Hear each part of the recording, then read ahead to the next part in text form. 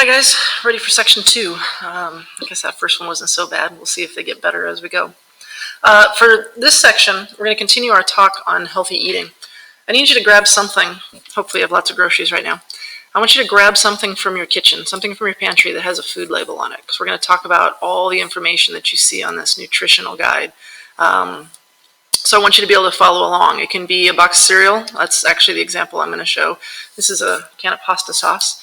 A box of granola bars, something like that. Not an individual serving, but like the overall package that will have all this information on it, okay? So go ahead and pause and go grab that, okay? All right, so here is the nutritional facts for a box of Honey Nut Cheerios, okay?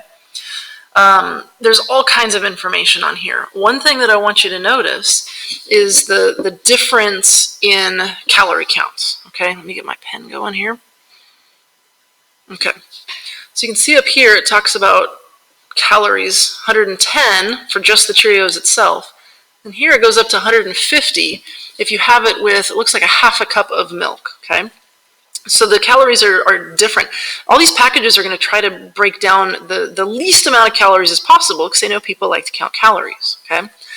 And then in an effort to keep the calorie counts low, the serving sizes are oftentimes very low, okay?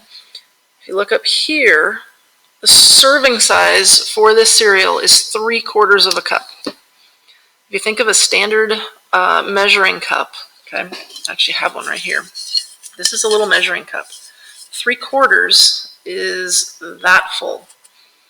I don't know about you, but I like a little more cereal than that, okay? So for 150 calories, you would have this much cereal and that much milk, okay? That's like a tiny little snack. Chances are, especially you athletes and you growing people out there, you're probably eating closer to 3 cups of cereal, which is more than 3 times that calorie count. So that's just the first thing to keep in mind, okay?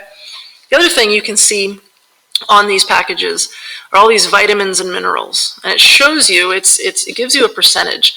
And the percentage is your daily value, okay? Percent of your daily value. You should be trying to get 100% of those things. But you're going to be eating more than just Honey Nut Cheerios, hopefully. And so it gives you that breakdown. With my pasta sauce here, looks like my sodium for this would be 24%, okay? Which means 1/4 of my sodium for the day would come from a single serving of this pasta sauce, okay? Anything over and above 100% for some of the vitamins and minerals doesn't really matter, but when you're talking about things like sugar, and cholesterol and sodium, things that you really do want to keep down below that 100%, it's something to keep in mind, okay?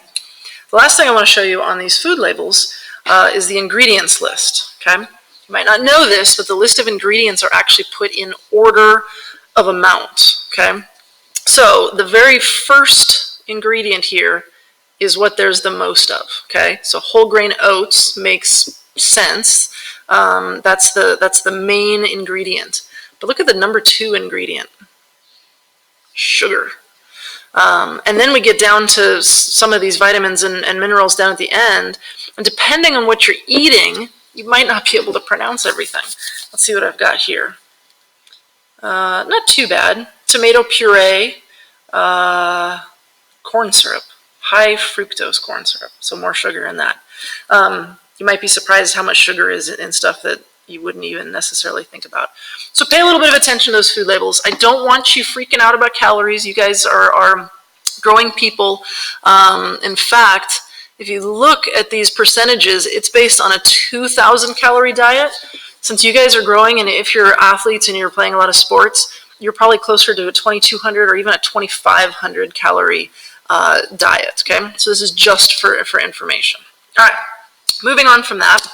Let's talk about a balanced diet, okay? When I was a kid, we had this food pyramid, and the foundation of the pyramid was based on the carbs. That has changed, and the foundation of our food choices now should be the fruits and vegetables. So we've transitioned from this pyramid, this is the old school here, and this is the new school here, to this plate. And it's a nice visual, kind of shows you the amounts of the different types of food that should be on there. But you can see that half of your plate should be fruits and vegetables, and chances are we don't follow that very well, okay?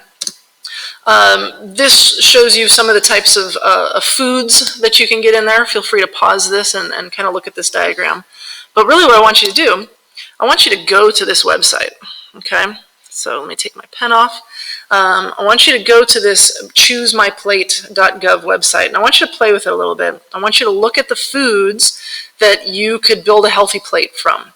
Foods that you like, okay, but foods that are healthy to make this breakdown. And then I've got an assignment for you guys to do. I talked about it on a different post on Edmodo, but let me kind of show you what I need you to do here. Okay, so go to the website. Hopefully your internet is going nice and quickly. So there's lots of resources here. You can choose these different food groups and it will give you the different things that qualify for those food groups. But for your assignment, I want you to go over to resources and go down to quizzes. And I want you to take all 5 of these quizzes. Now you might not know some of the information, but that's okay because it's going to tell you, after you choose your answer, it's going to tell you whether you're right or wrong, and it's going to give you some really good information, okay? I want you to take all 5 of these quizzes and just take a screenshot of your results, okay? Let's head back to this. Again, you can get the directions on Edmodo there and submit it on Edmodo, okay? And that is all for section 2.